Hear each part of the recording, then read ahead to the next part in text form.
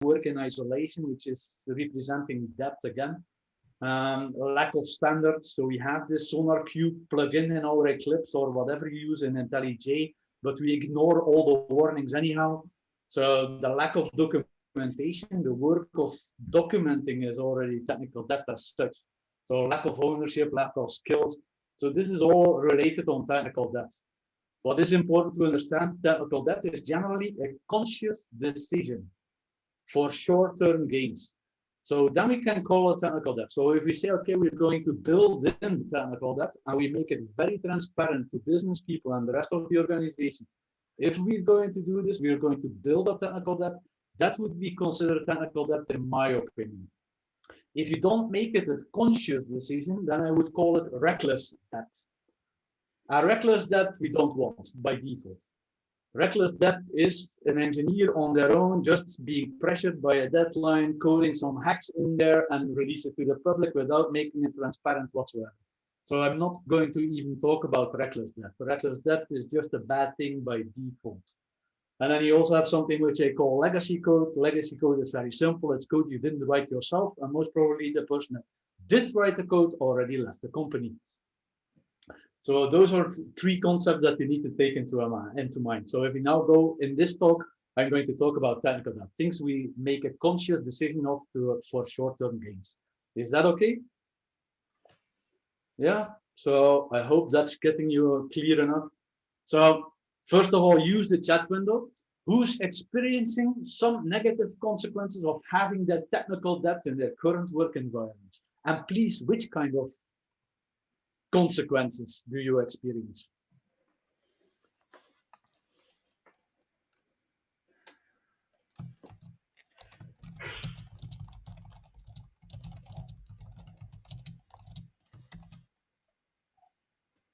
Lack of documentation.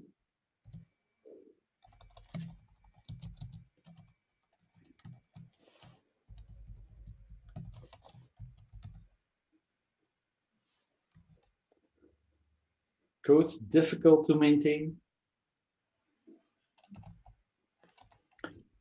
Now where it's coming up, bad application performance, slow development, and bugs, blaming games, long and difficult onboarding. Look at that. So planning not completed, more bugs, changes. Whoa. So now we get it going. So you see, there are really, really numerous, aren't they, the consequences? So I've been there as well. I've been there, done that, been in this kind of environments. I pretty much, if I look at what is coming up, experienced all of them myself as well. Luckily, I got out of it. The thing that we need to remember, and I like this quote from Jurgen, there is no user that will remember that you delivered late, but all your users will remember you delivered crap. Yet again, we let ourselves being pressured by deadlines, don't we? If we look at the consequences, and if I make a summary of what I've seen passing through, then we could say we end up with long lead times. So if we have a new idea, a new feature that we want to implement, it takes ages before we get it into production or towards our end users, customers. We have this kind of long issue lists with tedious, costly management on top of it. Every time we need to release into production, it's stressy, riskful, cumbersome. It's like, woohoo, panic attacks going all over the place. Every change in our product becomes very costly. Actually, people working on the product itself are going to be depressed. They really hate working on that product. It also means we cannot innovate anymore. Why not? We cannot experiment anymore. We cannot do A/B testing. We cannot build in feature flags to try things out. So in other words, we cannot use data. We cannot make data-driven decisions this way. Every decision related to a product becomes a political decision. And then we are wondering why there's so much politics in corporate environments. So our business slows down tremendously because our business is hampered by the speed we can deliver quality software into production. Our technical agility is basically becoming a constraint for business agility. And that's why all of this is important. There has been enough research done and documented about the negative things. I don't need to put a lot in here. I just took out two of them. one of a friend of mine who has a very great tool in investigating code, by the way, and wrote a nice book. Your code is a crime scene. If you never have read it, please order it. It's a great book to read. So there it is already coming up. There is a productivity loss of 23 to 42%, not taking care about technical excellence and technical depth in that sense. If more than 15% of your work time is on unplanned work, then most probably it's becoming the time to really consider taking some actions on top of that. Also, in the other thing that I have here from info security, you also see it's not only time percentage-wise on time and all productivity, it's really costing us gazillion of euros or dollars. And it's increased even since 2018, meaning that this agile movement we have today, which started somewhere in 2015, where really like agile becomes the norm of operating in the software development world, it's made it even worse. It didn't even improve whatsoever. So maybe instead of focusing on agile and Scrum, we should focus more on technical depth and technical practices instead. So let's share an observation that I have since the 20 plus years being in professional environments, working with software products mainly, sometimes hardware, software combined, sometimes hardware, software, and mechanical engineering combined. But it's all pretty much the similar thing. You have this kind of balance between the cost of adding new features versus the lifetime of your product. So at the beginning, when there's nothing there as a product, then the cost of adding value is easy. It's peanuts. Nobody really cares. It's the startup blank sheet thing. It's the new stuff we are building. So nobody really takes care about technical excellence or taking care about technical depth, but we immediately start to build it in. So that would be considered phase one. What I have seen from observation, either 1 to 3 years later, that's the moment when we go into phase two. We didn't take care about any technical depth. We just kept on quickly adding stuff. And that's about 1 to 3 years. That's the moment when the bugs start to arrive, when you get to have regression errors hampering your work. All of that stuff is happening. It becomes troublesome. People start to be worried. It's like, ooh, this is strange. It's difficult. We need to have more of that. Most probably they add more testing phases in between and more go and no go, slowing down the complete business even more. So this is phase two. What I have experienced is around 6 to 10 years, depending on the complexity of your product, we go into phase three.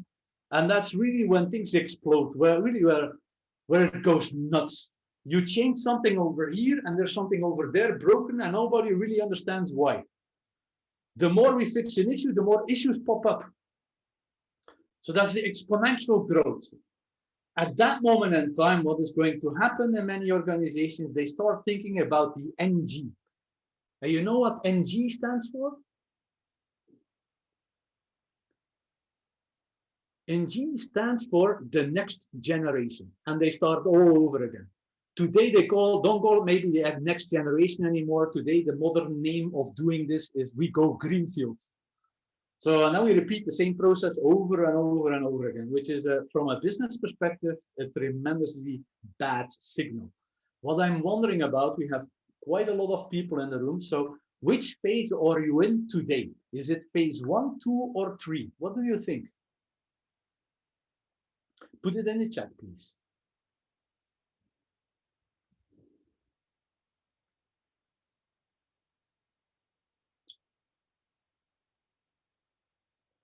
Lots of people going into 2, a couple of them in 3 already. So people that are in number 1, really start taking care about it and don't go to phase 2, please.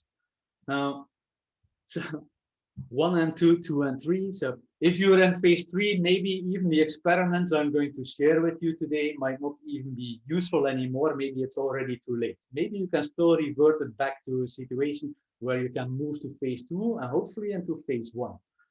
For the people that are in phase 1, it might prevent or help you not going into phase 2 and 3. So this is my main takeaway from this sharing of experience. There is light as this end of the tunnel. So if I share experience, to be honest, I've been in phase 1, 2, and 3. I have done the next generation back in my old days, so guilty of charge. But helped my previous employer to put up systems and process to prevent going into phase 3. And I also did this as a consultant with other companies. I have experimented tremendously. Some were more successful than others, to be honest. But what I want to share with you today is an experiment or a combination of experiments that worked well in more than one case. It's our way to deal with it. It's not necessarily the way to deal with it. I want to take this with, make sure you take this with you in your head. So you need to bring it into your own context and see what works or doesn't work and adapt accordingly. Just to make sure that you don't think it's a dogmatic stuff. It's a very simple progress. So let's move on. What do we need to have before we want to deal with technical debt in the long run? We need to make sure that we have the basics in place, meaning the Boy Scout rule and test-driven development. If an issue occurs, we first write a test that replicates the issue. Then we make it runs red, of course. Then we make it run green. Then we clean and we move on. It also means that we need to make sure that everybody dealing with this piece of code understands on how to deal with legacy code, meaning how to set up a golden master, for example, but understand proximity, splintering, baby step refactoring, and so on. So this is a basic step. If people don't know how to do this, then this is something you will need to bring in. Otherwise, you're not going to help anybody with this. So that's step one. The basics must just be there. So, and then we can apply two aspects, hand in hand with each other together. So one is changing the system on how we deal with issues, defects, problems in a way that we can balance out cleaning up technical debt and still adding new value in our product. Otherwise, it's not going to be, from a business perspective, very useful. So that's part one.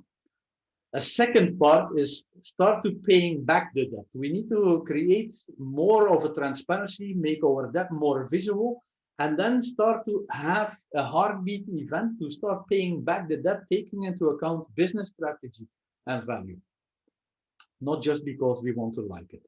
So two aspects for us to work on. The first thing is changing the aspect of some of the system dynamics.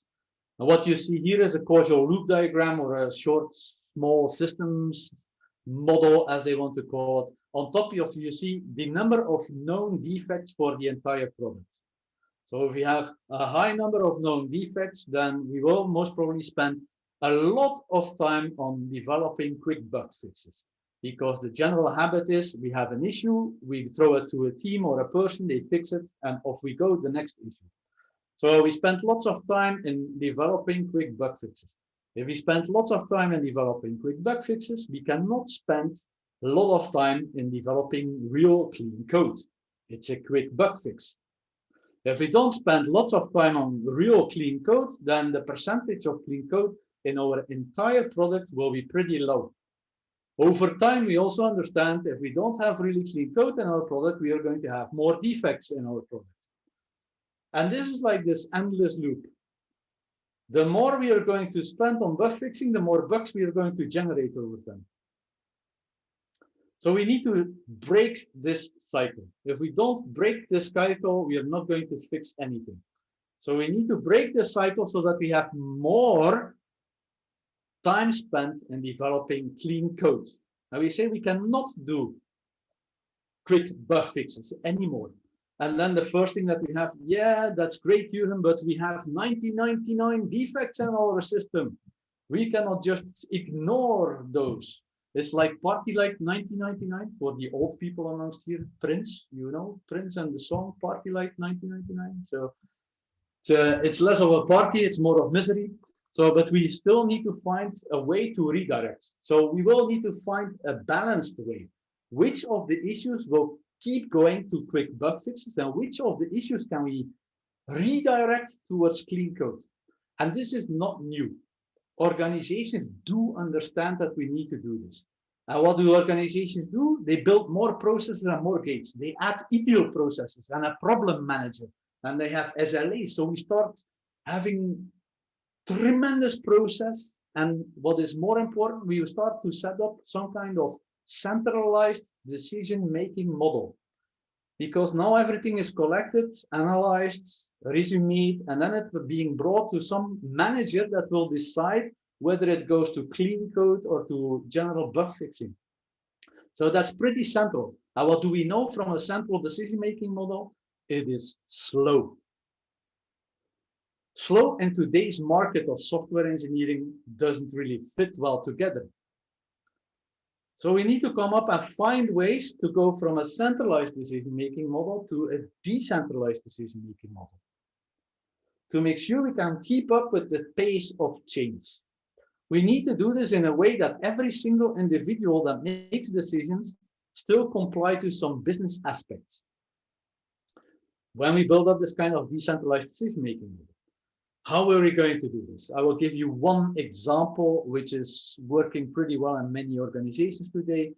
The first thing that we need to do, we are going to discuss with management, with executives, with the boss of the customer service desk, or the boss of the business development department. So we're going to discuss what are the two main attributes, the two main classifiers for any kind of issue. We're going to discuss this and we're going to pin them fast. We are not going to do this with the teams, we really do this with management. They need to be connected to their vision, the strategy, the company values. So we are going to discuss about this, and now we're going to have the two axes. One axis might be the possible amount of people affected. This might be one axis. You get one call, you already know everybody will be affected, so it's going high in, for example, the vertical axis. The bottom horizontal axis might be the severity. Michel Donat is here in the room. For Michel Donat, one of the axes in his environment, when we did a similar exercise, by the way, was the possible or the potential penalty to pay, which might be also an effect. So you need to discuss this, and you need to bring the classifications on from a business perspective on how to classify issues. This is different than the SLAs. In SLA, you define P1, P2, whatever it is, and then you say P1s need to have a response or a solution within 1 day and all of that stuff. SLAs are great to have to monitor and to track the data and to see which kind of issues are solved in a day and not in a day. So we need this information to learn from, but they cannot be the driver towards action. We need a different system that drives action, not the SLA as such. It's a very simple thing. If I would say to you, something blows up tremendously today, and you get 1 million of P1 issues, where you're supposed to make sure that it's fixed within 24 hours, will you be able to do it? No, you're not able. So this is a clear indication that this kind of system cannot be the driver towards action. So we want to build something up which is driving action forward, and where we can use it as well to start cleaning up the past. So that's why we wanted two classifications. If we have two classifications from management, then we include all the people involved in taking the phone calls, but also people involved in building the product. And we are going to take, like, for example, the 100 most recent closed issues, and then the 100 most reported or the most recent reported issues. We first go with a random closed issue. I just take one of the pile, and we're going to ask the group of people, sometimes 60 people, 70 people, we're going to ask the group of people, what do you think according to this strategic attribute? Is it low or high? And this is already the first pitfall I see happening too much in comparison models. They say 0, 100. If you put numbers, then people don't compare anymore. So you say low and high. We generally do this, as you see, on the floor, because on the floor we have more space to walk around. If you would do it on the wall and somebody is putting something on the bottom part, then nobody else can put something on the top part because you're standing in front of it. If you do it on the floor, you have more of distribution and ability to actually populate the full space. Anyhow, we start with one. We say on the horizontal axis, where does it fit? Is it low, high, somewhere here? Okay, cool. And then the vertical axis, and we put one. And we repeat this with 2 more, so that we have 3 reference points where the group somehow agrees this is okay. At that moment in time, we distribute about 10, 15 items to pairs, duos, or trios, the 3 amigos, or just duos. I say, okay, here you have your stack. So you look at the issue. If you understand what it is, you compare with the data points we already have. It goes either higher, lower, or left or right. Not at the same spot is not allowed. You need to make some distinction compared to what is already on the floor. If the both of you agree, then you put the paper, you take your next one. It might be because it's random now. It might be that you take a piece of paper and that you see, you know what? I don't understand anything about this thing, but I know my friend over there in this other trio there, they do know about it. So then you pass it on to the other trio or duo team. Here you know about this, can you take this one up? And off you go again.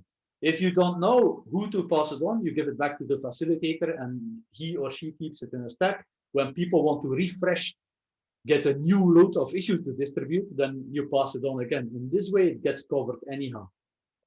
Our purpose is not to have 200 data points plotted out in the quadrant, by the way.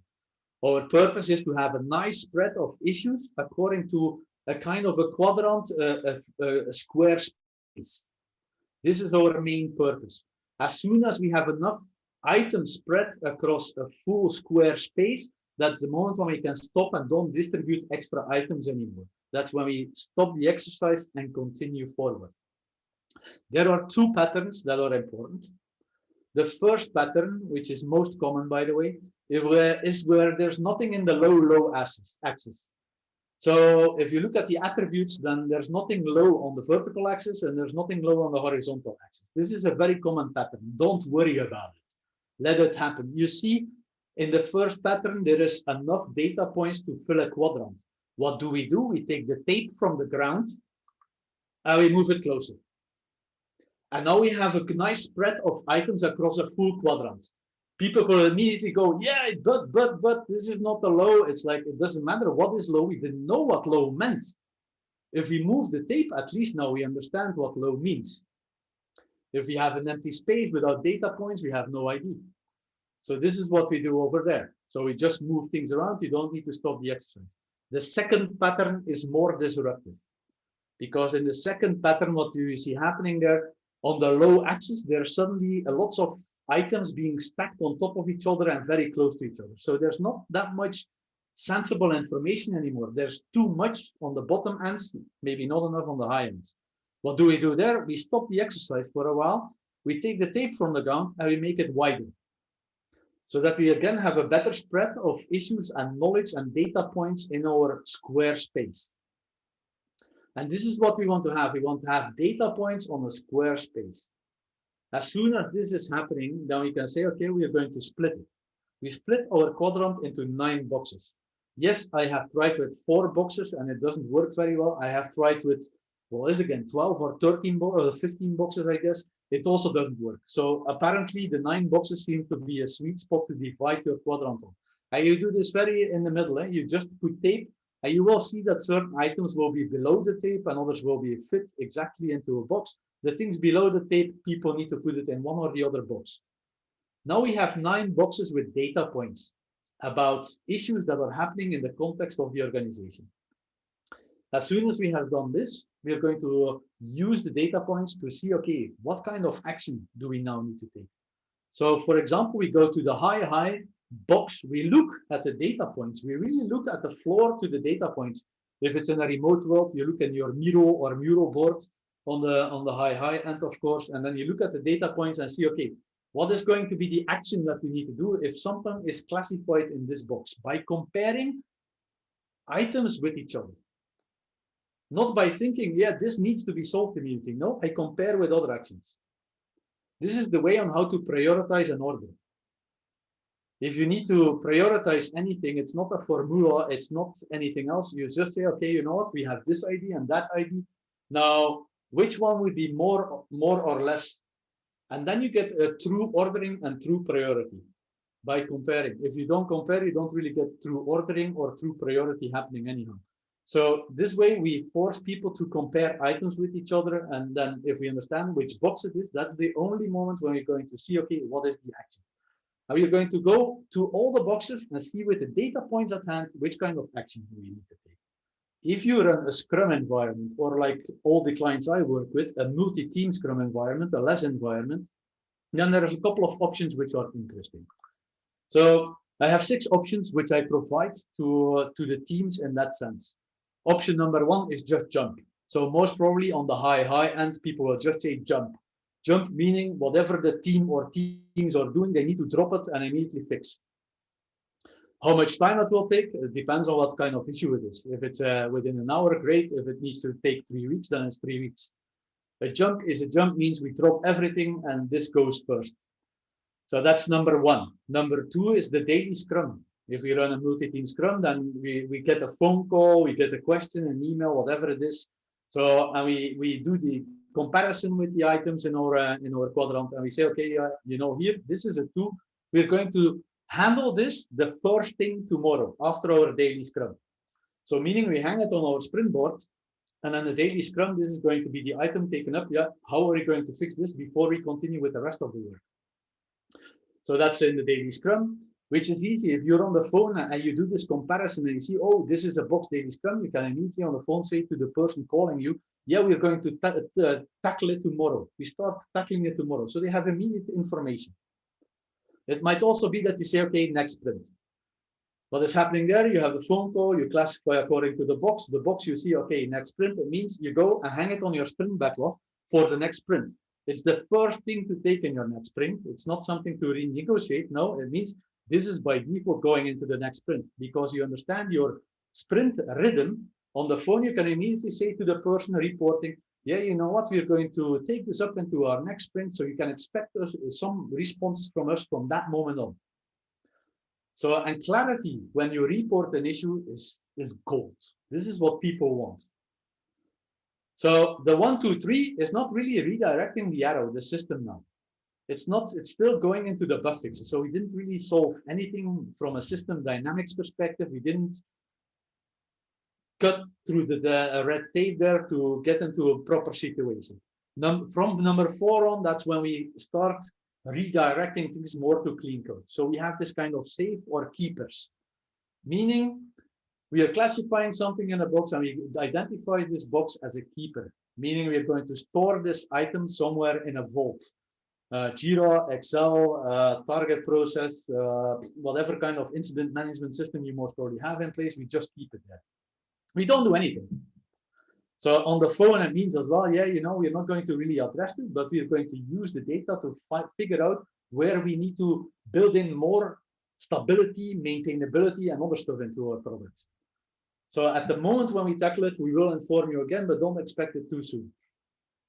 So keepers, I will talk about it in part 2 of the different aspects, because that's the important aspect. So we don't really lose time because we compare issues. We don't need to investigate. We don't need to go into the details of the issue. It means even before investigating, we just compare, we put it in a box and we have our action. So number 5, I hate, to be honest, but I don't want to eliminate it in my talk here because it seems to be very useful in many environments, even though I hate it. The number 5 is the product owner really decides. Meaning we put it somewhere in a box, and this box has been identified that the product owner needs to make a decision what will happen with this kind of issue. Meaning, will we use it in daily scrum or the next sprint, or do we throw it away? Basically. Why do I hate it? It becomes a centralized decision-making model again. We go slow. If somebody needs to decide, we enter politics again instead of sound decision-making. So which is not really helpful. Then again, in many organizations, they say, okay, product owner decide because they see the data points and they don't have the courage yet to say in this box, if we get this box, we are going to keep them or throw them away. So they lack courage. And then they want somebody, some central person to have the courage to disappoint people that nothing will happen. So it's okay to have it for a while, not for a long time. Number 6 is the most obvious one, I guess. We just throw them away. You classify, you see, you are on the phone and you say, yeah, I understand your issue, but we are not really going to take care about this whatsoever. Of course, you build more of a story around it that is less harmful and telling people, but basically you don't do anything in favor of building new products, for example. As long as we have the idea we can tackle everything, it means we are not freeing up any time to build more new value on top of it. It means as well we don't create time to really spend more time in clean code, for example. So we really need to make sure that at least a couple of the quadrants in the picture becomes keepers. Like you see in the example next to it, there's on the low end, which I always try to push to have it like we don't do anything, number 6. There are rare occasions where this works out. In many of the cases, they don't even want it because they see the data points. They see the issues where they say, okay, we're not going to do anything anymore. And the people that need to say we're not going to do anything anymore with this issue, maybe already fixed that issue in the past. And if they now say we don't do anything, they will feel that they have wasted their own time. So getting in the low end towards we ditch it and we don't do anything is already a difficult exercise. But at least we need to have a couple of keepers to make sure that we redirect the system dynamics and create time to still add features, but also create time to start cleaning up the misery we have created in the past. So, and this is where we have this action being defined. If we build this kind of quadrant where you have seen some pictures for as well, what do we, after the workshop, what do? We hang it on the wall. We make it very visible. So at that moment in time, we document really on the wall. And at the bottom, there you see, for example, there's no space left anymore to add a new item. Meaning if I'm on the phone and things like that, and I want to classify, and it's in the bottom part, then I will write my piece of paper that I have with me. And then I need to remove the oldest one in the model and add the new one. So that the model is kept up to date with the new issues coming up and gets fresh in the mind as well. And then every, I don't know, 2 or 3 retrospectives, we can review the data model and see, are we applying it as it is intended to? By doing triangulation and comparing issues, or are we just putting stuff on the board because we understand what the action is? The first retrospective that you do, you will find issues that were just thrown on the board because people understand the action and not because it was compared to others. And in this retrospective, we're going to ask, you know, this item here, it doesn't seem to belong here. Why is it that much higher in the list versus something else in another box? And this is the kind of conversation we need to have. By making it this visual in the organization, you create deliberate new behavior. Because we are talking about behavioral change. Without making it very transparent and very visual, you're not going to create new deliberate behavior in the organization. The more that people use this on a very visual wall, the more you can put it in a system again. But we first need to build the deliberate behavior before putting it somewhere else in a dark hole. I hope that's clear. So that's the step that we need to have there. Of course, if we say we do this, we need to comply to a very strict rule. And the very strict rule is we stop starting and we start finishing. Or the stop the line practice from the lean thinking, meaning if something behind or after our team's definition of done is happening, and it doesn't matter if it's QA or production or anything else, this is all called an issue. There is no incident, there is no issue and problem, there's no classification, whatever that's not working as it is intended to after our definition of done, this is considered an issue and has highest priority on top of everything. So if it's jump, it really means jump. Everybody drops whatever they are doing. We are going to fix this first.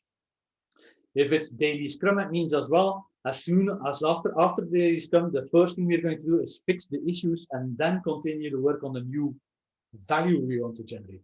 If it's next sprint, this is going to be the first things we do in our sprint planning. And now we're going to evaluate if there is still time left to add something from the product backlog. We don't even put it in the product backlog. It doesn't make sense whatsoever to manage this in the product backlog. It immediately goes into sprint backlogs and off we go. By doing 1, 2, 3 of those things, you limit a bit of the disruption because you can postpone the analysis a bit. So that's a part thing that is important. What else is important, if we have the keepers and we take them into the second part, which I'll come to in a minute or two, if we take those keepers into the second part, we will generate an item in the product backlog, but this kind of item always goes on top.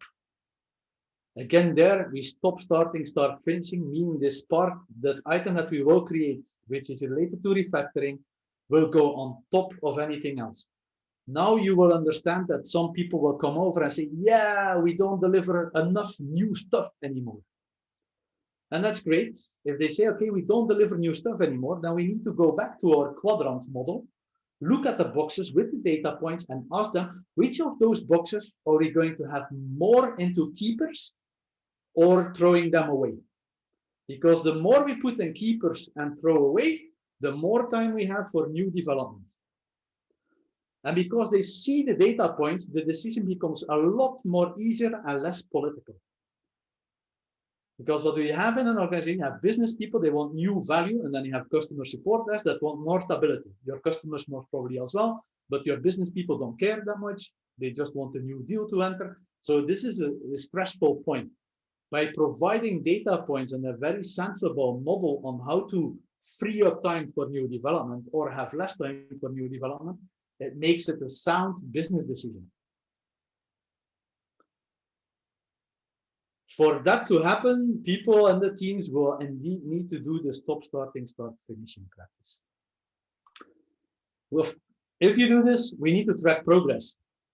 At least I tend to track progress. And we look at how is the issue count and the different classification going from sprint 1 up to sprint 10, and then we keep going. What do we want to see now? We want to see a slow decline. It doesn't need to drop immediately. If things decline too fast, it most probably means we spend too much on time on cleaning up and not enough on adding new value in our product. So we want to have a slow decline over time. This shows us we are going into the right direction. We redirected the system dynamics and we are going to get there over time. And we are still having enough time to add value. This is the right balance we want to see when we measure this progress. If you see no decline whatsoever, or you see an increase, then we don't spend enough time in cleaning up. And for both scenarios, we spend too much time or not enough time on cleaning up. We need to go back to this quadrant model and decide differently on the actions versus the data points we have in the 9 boxes, so that we redirect in the right direction. You will also see here, this is a real life example of an organization I support with 5 teams behind one backlog. And you see they had 123 new items being registered in sprint 1. So they went to somewhere, what was there, 47 at a certain moment in time, and then you see sprint 8, an explosion to 110 again. So they were going into the right direction, and then there was an update of a crucial component in their system, and things exploded again. So don't stop measuring this thing too soon. They are now classifying this, and the purpose of this classification is to get rid of this kind of matrix model or classification model as a whole. They all do understand if we get our issues, new issues being reported below 20, then we don't need to classify anymore. Then every issue coming in, we are going to take it up into the next daily Scrum and fix it. Because from 20 or lower than 20 on, we don't need any issue tracking system. We don't need any issue management or prioritization system anymore. We can just fix it. So this is the aim for those people. You see as well at sprint 10, they're at 36. Today they're at sprint 19, by the way, and they are at 22. The sprint before, they were at 19. So they are now balancing around the number that was set forward to ditch the complete issue tracking mechanism system and this classification model, which I think is nice to see. So it's something for the long run. It's not something you're going to fix just in a single sprint. So now going to the second aspect of the combination. So the first aspect, deal with issues differently. Now we have keepers. We might have lots of keepers. We might have not that much keepers. Depending on your context, it could be more or less. Now we need to start paying back on the debt. And we do this on a heartbeat frequency. Depending on how bad it is, you might say we do this every second sprint. We spend a refinement, for example, analyzing the keepers and where we're going to identify a refactoring need. Or it might be every 3 sprints or every 4 sprints, depending on your context. You need to evaluate what is fast enough or not fast enough. Generally, I start with about 3 sprints, to be honest. So every 3 sprints, we spend 1 refinement, not on new functionality, but basically on the keepers, including the backlog items. What do we do in this kind of refinement to generate a backlog item? I think this is an important aspect as well to bring it from. So Hopefully, the organization has some kind of decomposition of their architectural model of the product, meaning a product exists about several applications, an application exists about several modules, and a module about components. So you might use the C4 modeling, for example, to have this kind of decomposition structure available on product level. If they do not have this, then we're going to facilitate a workshop with the people building this stuff to actually create this kind of architectural model. If we understand this is the architectural decomposition, then we're also going to use the people coding in the system to give their gut feeling estimate about how bad is it, how much technical debt is now on this different levels. It might be green and it's like clean code all over the place. It's brand new stuff.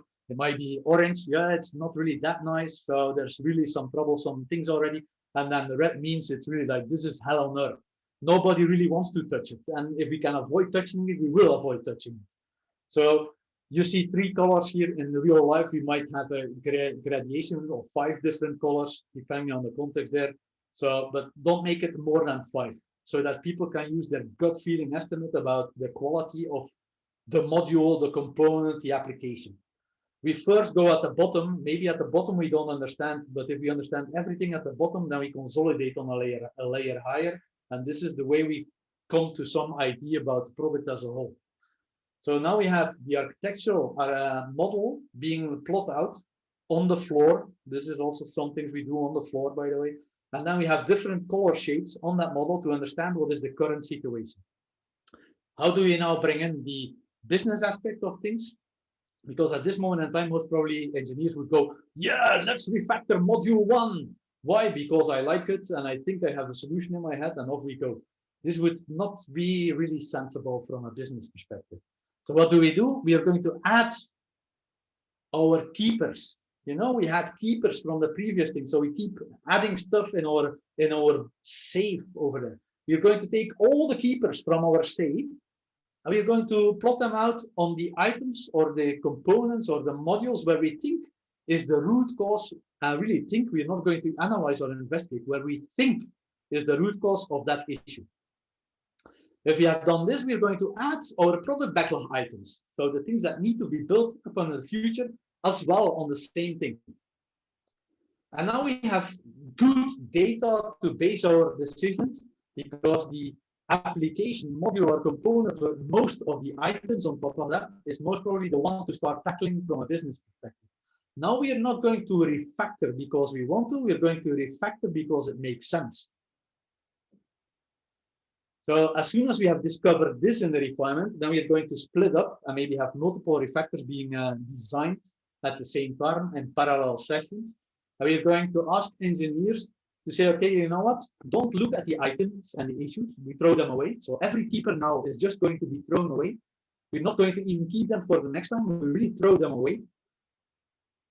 So if we now find a refactoring item and we refactor well and we put it into the market, we might have fixed a couple of other issues as well. If we keep the issues in our list, we will never know what we improved upon.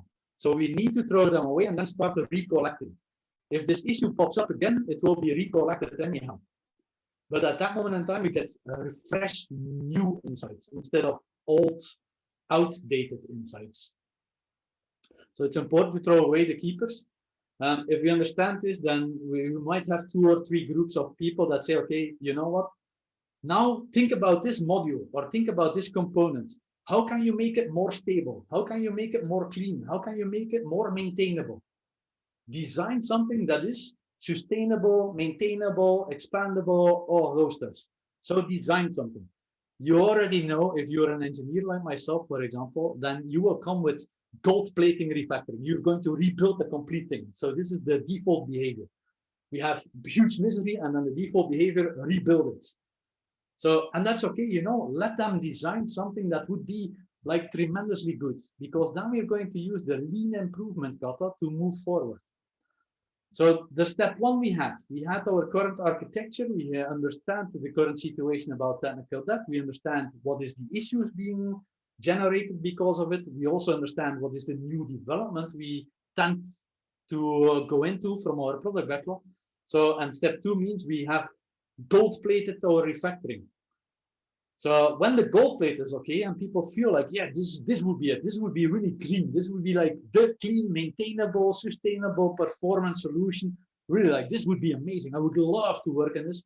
And then you go in there and you say, okay, that's great. Now, if we look at the next sprint, so the sprint after the refinement, if you now look at the next sprint, what is the smallest step you could do towards your green situation and you can finish in a single sprint?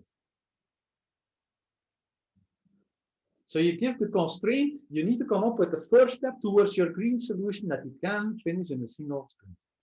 If you run multi-team Scrum like I do, you have a multitude of those items being generated. So all those multitude of the small steps towards the green scenario goes on top of the product backlog. They will become the first items to select in the sprint planning session.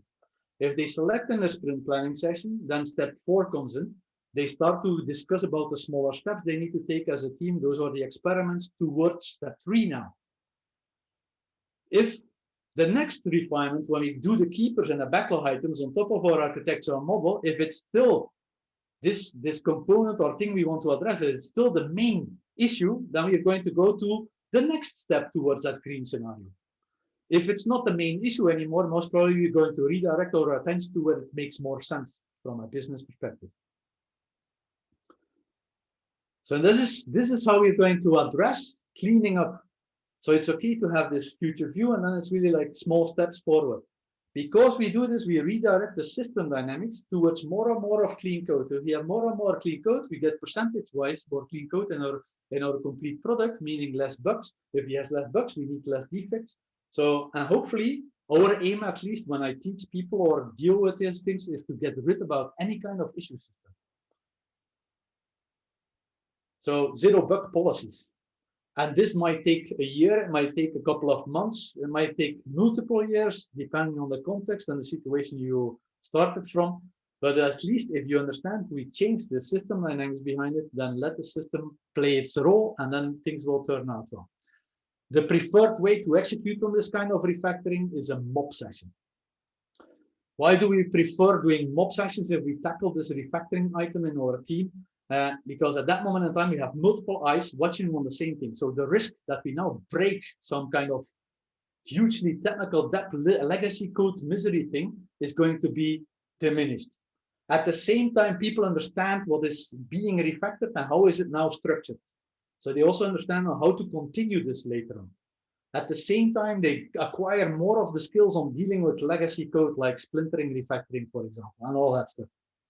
So this is why I like the mob style refactoring tremendously. Don't do it on your own. If you do it on your own, then people will not understand what has changed, and then people will get confused for the new feature to build. If you build it as a mob, people are immediately up to date, and then the next feature you want to build will immediately be able to continue and contribute on the same thing.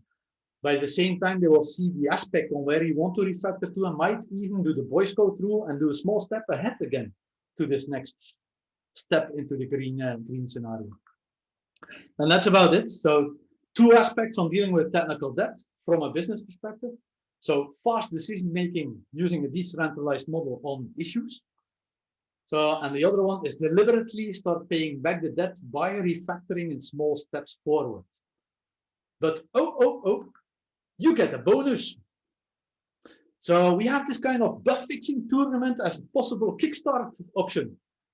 It might be that you're in a situation where people do not know about the Boy Scout rule. They do not know how to apply TDD properly. They do not know how to deal with legacy code and setting up golden masters.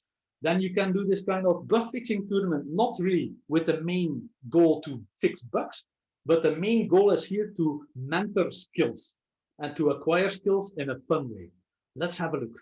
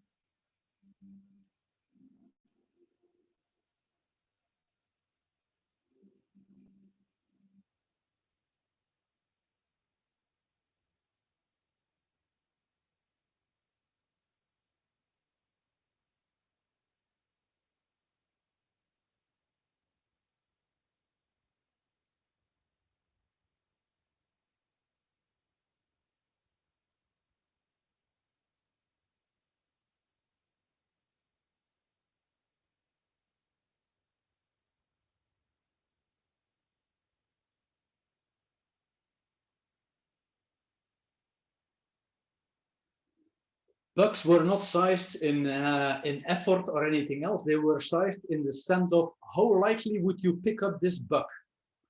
So the bugs you really dislike picking up were really ugly animals. So the easier it is, like, oh, give me this issue, the smaller the bug and became, and the less points you scored. But this is a fun way to move forward. And with this, I hope I have given you some inspiration to build an environment that allows for you to have fun again, to easily add new features, to be able to innovate and experiment again, and as such also grow your business again. If you want more inspiration of experiments, then I would suggest or invite you to join my provisional certified LESS practitioner course. That's an online session, which I will have in June. So it's 5 days and an optional 6th day. The optional 6th day is to go really deep into experiments which are not cleared out in the 5 days before. You will discover there how to run LESS in an online setting. Because it's an online course, you get to see how LESS or multi-team Scrum events are being done in an online setting. So be fast, there is only 12 seats maximum. This is a regulation of the LESS company. So I would allow more, but LESS company says 12 max. So it's going to be fast sold out, is my assumption. And then in November, fingers crossed, everybody, really fingers crossed, that this COVID misery is finally over, that we can meet in person again. I'm really longing for Barcelona tapas bars and wine and evening walks and all of that stuff. So in November, there is an in-person certified LESS practitioner scheduled. So November 3rd, 4th, and 5th. So it says from 9 a.m. till 6 p.m. Officially. And the officially is really like this. Officially, we stop. And then with the volunteers, we just continue. I still remember in Barcelona going with, I think, 20 participants of a course into a tapas bar and then just continue with wine and food instead. So officially means the official time stop, it never ends. I'm always open for more. Anyhow, so for those things, you can go to Alex, so itnove.com, and then you will figure out where to subscribe, most probably, or Alex can put in the exact links to the two trainings in the chat. So for me, my purpose is to help organizations build great products with great teams. We either clean it up or we run away. Any questions? You can type your questions in the chat window or else ask directly to Jurgen. Yeah, ask, don't type. So unmute yourself and ask. We have a question by Maximilian. What was the name of the technical debt book? It's not a technical debt book. So if you the paper of technical debt has been created by a person I cannot come up with his name by heart, by the way, but the book is Your Code is a Crime Scene. And I would highly recommend to people that do not code, for example, also to read the same book, to get an understanding what it is all about and create some empathy towards it. Adam Thornhill, yeah, that's it. So he also has, what is it again, software X-rays, for example, which is also there related to it. There are many other books which are familiar, but I like it. It's an easy read.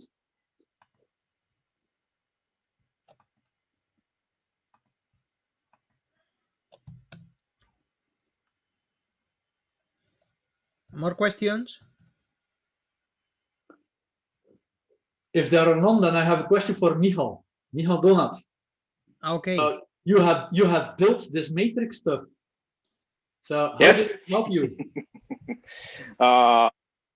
It was really amazing. And first of all, what Jurgen said, that create the axis with the management is super important, because that's basically how you are going to communicate with the rest of the world. If you choose the wrong things there on the axis, then you will have no support from management, and it's very hard then to explain to customers that, sorry guys, we are not going to fix it. We know that this is a bad time for you, but we don't want to fix it for company reasons. So it's very important to really carefully choose the axis also from a management point of view. And first of all, on the meeting when we sorted out bugs, it was super funny. It was like 40 people, I think. It was in the evening, 7 o'clock in the evening. So instead of people going to drink a beer, they spend time with us sorting bugs on the floor, discussing things, and it was very, very collaborative session. It ends up in pretty nice situation when we then put it to the wiki, and we worked with it for at least 1.5 years. Then I left the company. But it was very, very helpful for bug triage to actually understand what we are going to do, help with the planning. And especially when we flipped to large-scale Scrum, it was helpful to figure out what parts of the product, what components are the most critical for the success of really multi-team Scrum development. Cool. So only the great experience. Cool. Thanks for elaborating, Michel. And now the people understand that it's not bullshit I'm selling here. It's we really do this. Yeah.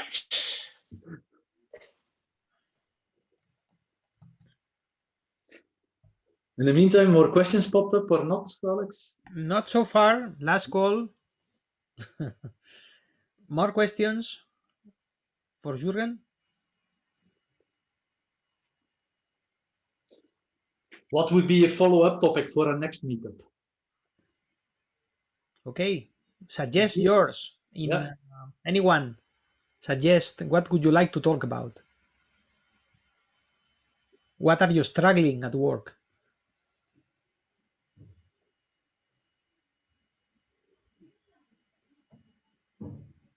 If you need help or advice, perhaps anyone can offer to talk about this. Yeah. If something pops up in your head, just send it to me or Alex, and we will. If there is something we can help with, we will try to come up with another experience or practice to share on a certain topic that is of interest of you. Okay, just to read out loud some that popped up. Change management, contract thinking, wondering what's that. How to deal with egos on those collaborative techniques, and also how to deal with dependencies. Good topics. Yeah, let's do dependencies next time.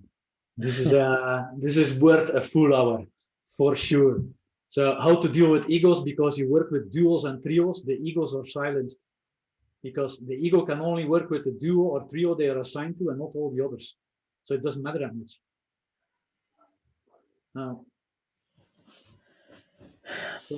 But contract thinking is another talk. If you want to figure out where contract thinking as a talk is, you go to my YouTube and you will find some kind of recording from the last 5 years of when I did this talk.